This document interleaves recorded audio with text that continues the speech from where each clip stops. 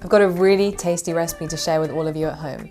It's dates stuffed with almond butter and rolled in cinnamon. It's so easy to take to work and amazing to carry on long tube journeys home. So let's get started. I'm going to get some dates that I've already pitted. The juicier the dates are, the better.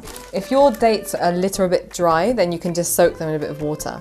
So what I'm going to do is get some almond butter that I made earlier, and I've already split the middle. I'm just going to push down. Now the beauty of these is that they're rustic. They're not supposed to look neat and tidy. And then all I'm going to do is take my date and just roll it in the cinnamon. And who doesn't love cinnamon? It's amazing for balancing your blood sugar levels. It smells so warming, especially in winter. It'd be fantastic.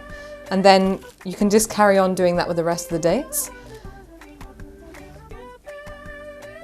And you know what, if you get bored of almond butter, you can try a different nut butter. If you don't want almond butter, you can stuff it with nuts and still roll it in cinnamon. It's a really great, nutritious snack. And they taste amazing too. And it's so easy, that's the thing. Kids can do it, you can get everyone involved. And just dust it off. You don't want a clump of powder in your mouth.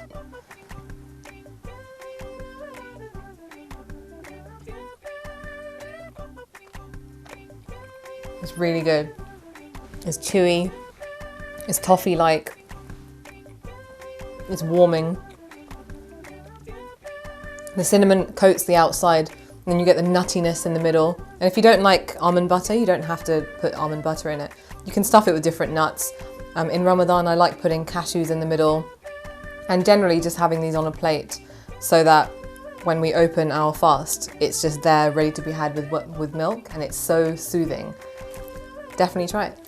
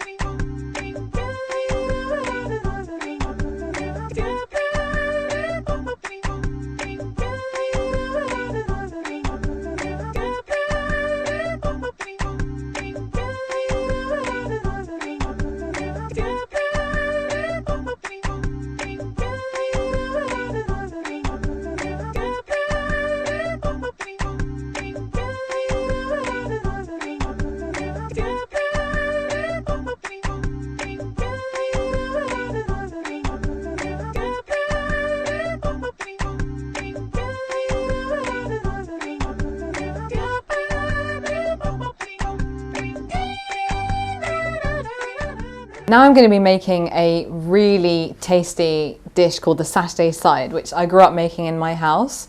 I guess where it comes from is in my family, on Saturdays, everyone would be at home.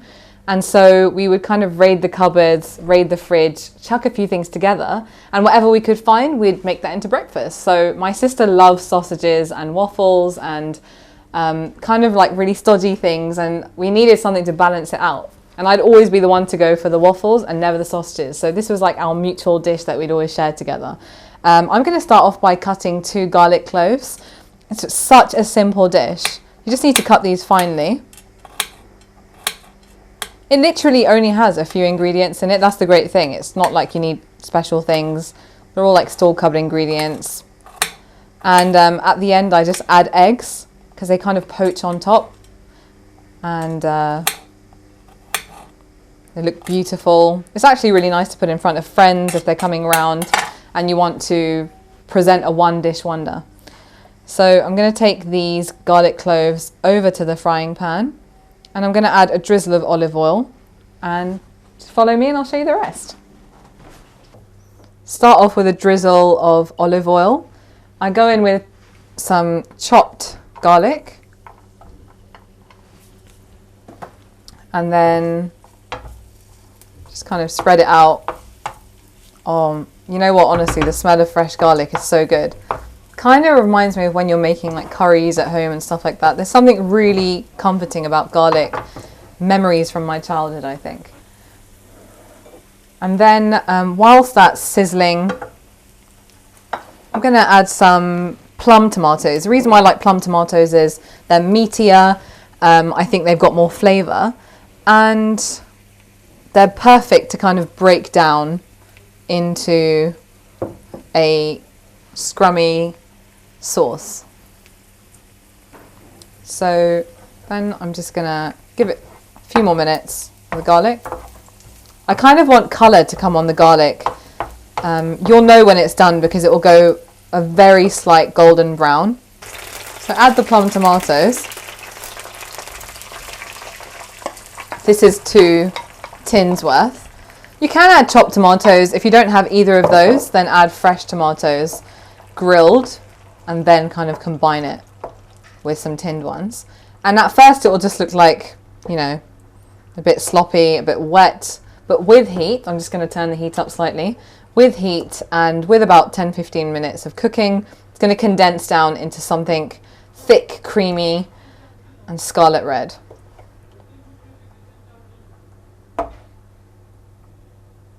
So whilst that's getting going, I'm going to add a pinch of oregano.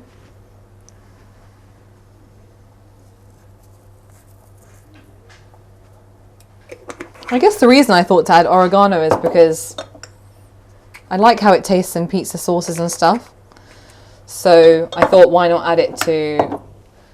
And then I'm going to go ahead and add some chili flakes. Sometimes I add a combination of chili flakes, chili sauce, whatever I've got lying around. And then obviously don't forget to season it with salt and good quality pepper.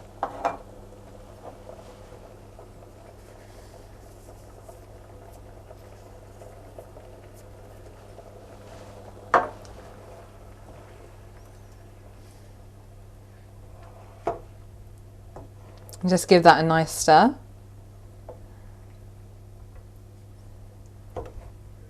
And kind of break the plum tomatoes down slightly. You don't want them to be whole, you want them to be a little bit mushy.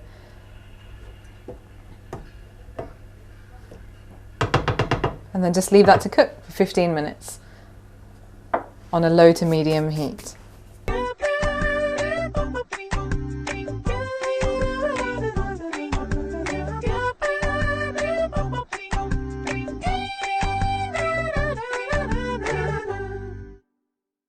Great, so it's been 15 minutes and it's become thick and luscious, creamy. And next thing I'm going to do is just break in an egg and we're just going to let that poach. Sometimes if you add an egg, it just kind of slides off the top. So, you know, don't cry about it. It's just meant to look a little bit rustic. Let that cook.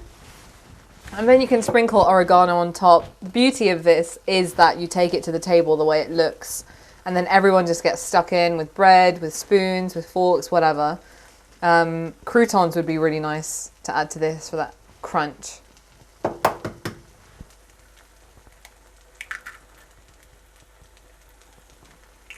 And then let it just cook on a really low heat. And eggs are amazing for you. They've got protein in them. And I think a lot of people have a misconception that they should eat the white part and not the yellow part because the yellow part has fat. But there's a big difference between good fats and bad fats. And it's really important that we get good fats in our bodies. Okay, so I'm just going to add some chili flakes whilst these are poaching.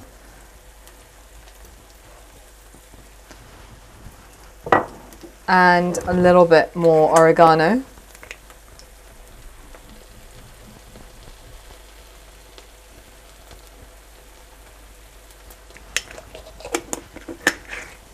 And you know what? There's not even any more washing up to do. You eat out of one dish, you cook in one dish. It's perfect for entertaining, for close friends and family.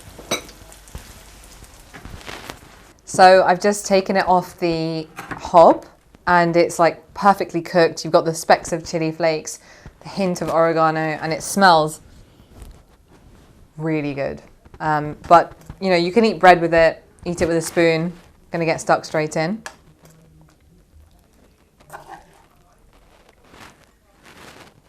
Kind of get that tomatoey sauce on the side, a little bit of that, a little bit of the egg. There's something really comforting about eggs and tomato sauce. It's kind of, I don't know, it's like breakfast, but you can have it whenever you want. And I actually have family members who like to cook eggs at midnight and have them then as opposed to in the morning, which I've never understood, but you know, do what you want. That is so good. You really want to try this. It's like ripe, sun-dried tomatoes, that kind of Mediterranean flavor. And the egg yolk is runny, cooked perfectly. The chili flakes are adding a hum of heat. You can eat this with bread, but I just like to get stuck in with a spoon. I think the bread is nice for scooping it up, but there's something about just spooning it like this. Yolky, soft, fluffy.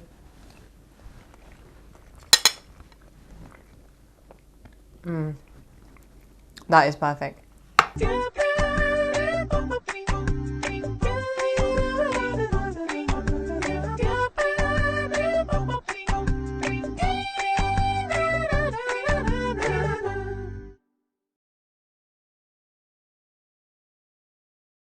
Next up, we're going to be making some prawn rice paper summer rolls. And basically, I don't know if you've ever seen these before, but they're an amazing, quick and handy tool to have around the house to just rustle up a snack or have as dinner without minimal effort. So what I've got here is a pan that I'm using because it's deep enough and some warm tap water. So you can pick these up in supermarkets. I got mine from an Oriental supermarket that I was just randomly passing by, and you can also order them online. So all you do is you immerse it in and just hold it there for about 20 to 30 seconds. And that basically goes a bit placid in your hands. Once it starts kind of looking a little bit like cling film, it's ready to use, and you can put whatever you want to put in it. Today I'm going to be putting prawns in it with a bit of basil and some other salad, and making like a peanut hoisin sauce dip. But you can actually use whatever you've got in the fridge, which is great. You can use plain salad, you can use shredded chicken, and then you'll see it becomes like this. And as you can see, you can't see through it. So it's incredible. I love using these. I find them fascinating every single time. And then you're just going to lay it flat out. And you need to be careful to work relatively fast with them.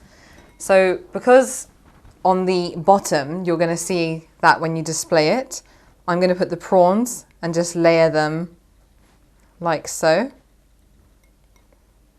You can make these ahead of time and keep a damp towel over it. The key is not to overfill them. So I'm going to take some romaine lettuce and just use a little bit over the top. And then I'm just going to get a bit of cucumber. And remember, these are meant to be small. So they're great appetizers for guests, and you can't really get bored of them because there are so many flavor varieties and you can make different sauces to go with them. And just kind of layer them on top of one another. If they fall off, it's okay because you're wrapping it up anyway. And then I'm going to add a little bit of basil and some green chili.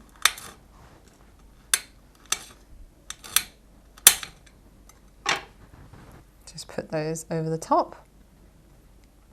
And then all you want to do is pull one side over like so, pull the other side over and then stretch the bottom bit. So if you tear these, it's going to show. And you end up with something really pretty, pink and green, really fresh looking. And then you just put that to one side. Wow.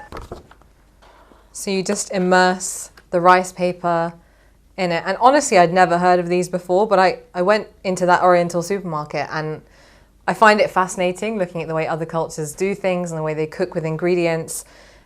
And I just thought to myself, like, I need to challenge myself a bit more, stop cooking the same things all the time. It just makes food more interesting. And I think it's a great way to get salad into your diet as well, especially if you don't like having salads by themselves, which I personally don't. I think that they can be really boring at times if you don't season them properly. It actually feels really nice when it becomes soft in your hands. So lift it out. Remember what I said about working with it relatively fast. Spread it out like so. And then you want to get the prawns again. And try and do everything in a line.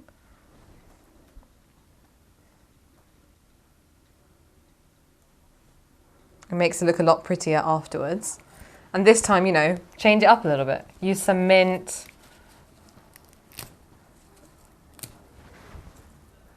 I think prawn and mint is a great combination. And I'm just going to go in with a little bit of romaine lettuce. And once again, just a few slices of chili. The good thing is, obviously, these look beautiful. So presented on a nice platter, accompanied with some other starters, they're perfect. And I feel like it needs maybe something a little bit different. So I'm going to add some coriander.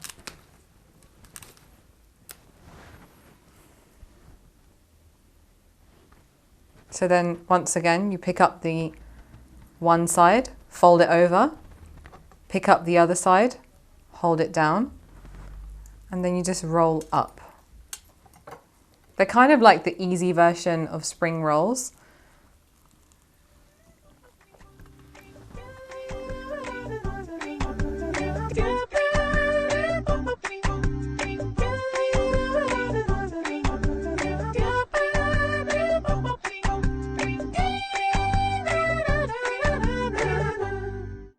The sauce consists of hoisin sauce, soy sauce, and try and get reduced salt if you can because it's a lot better to work with. It doesn't have that overpowering taste and it's healthier for you as well. And then I'm going to use some peanut butter, smooth, and half a cup of water. So you can start with the water, just put it in a medium-sized bowl. When you use a sauce for these kind of spring rolls, I think that they need to have more of a punch in the flavour.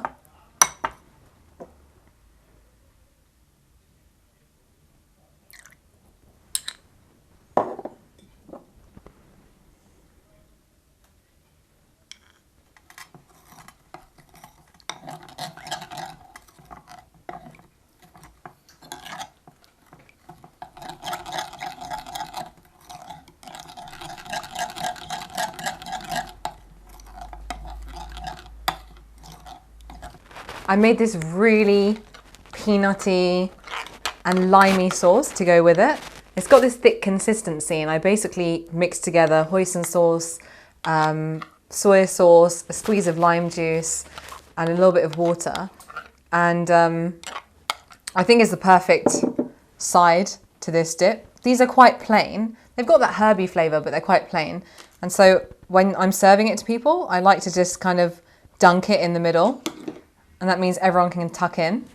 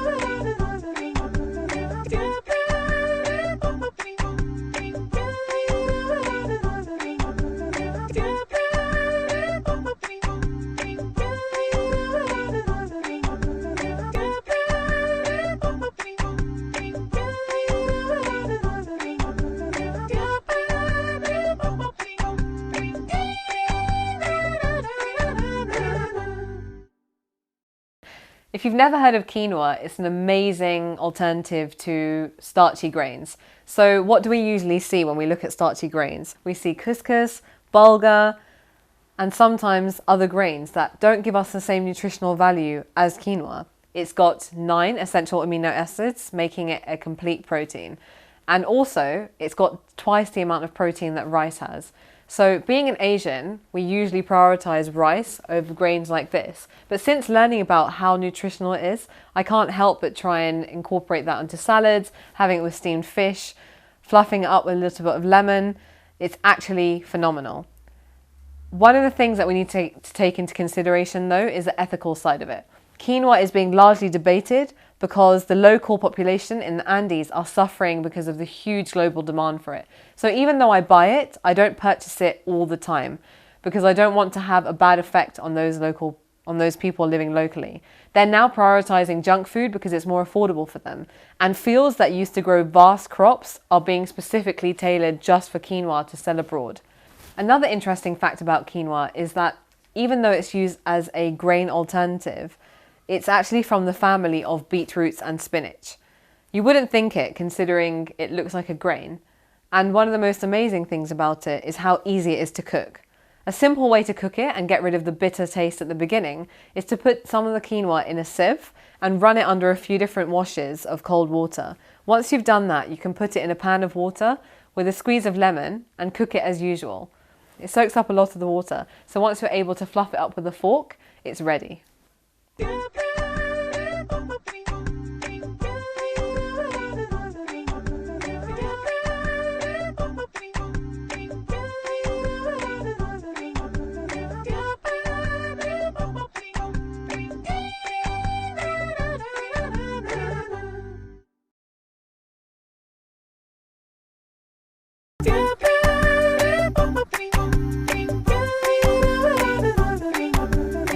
Last year, I decided to go refined sugar-free. Join me on my personal journey, Happy on a Plate, where I show you how to feel amazing eating nutritious, delicious food.